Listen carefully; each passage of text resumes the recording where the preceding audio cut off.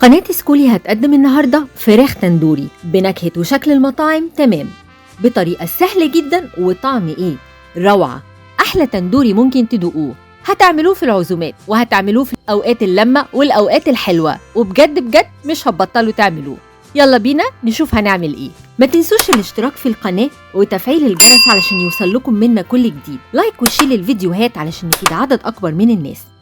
هستخدم هنا الوراك سليمة بالعظم، ممكن نستخدم شيش طاووق أو صدور حسب الرغبة. هنحتاج زبادي، هنحط عليه شوية لبن صغيرين علشان نحل الزبادي وننعمه، معلقة كبيرة من الثوم المفروم، معلقة كبيرة جنزبيل مفروم أو بودر لو مش متوفر، ملح حسب الرغبة، فلفل أسود، كمون، كزبرة، جرى مسالة، بهارات، بابريكا، عصير ليمونتين كبار، ربع كوباية من الزيت.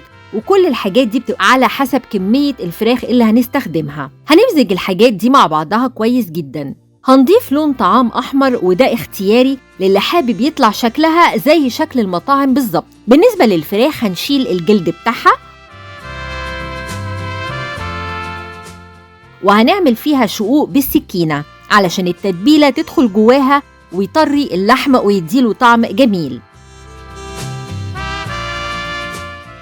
هندعك الفراخ كويس جدا بخليط التتبيل وندخله في الشقوق اللي عملناها بالسكينة.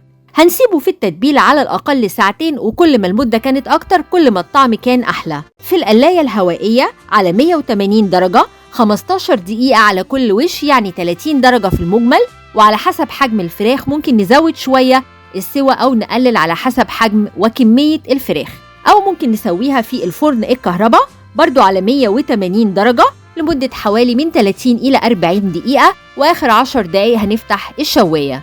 دوقوا بقى أحلى تندوري ممكن تدوقوه، بجد ريحته قلب المكان وطعمه يجنن. هتعملوه في العزومات، في اللمات، وفي الأوقات الحلوة، مش هتبطلوا تعملوا منه. وألف هنا.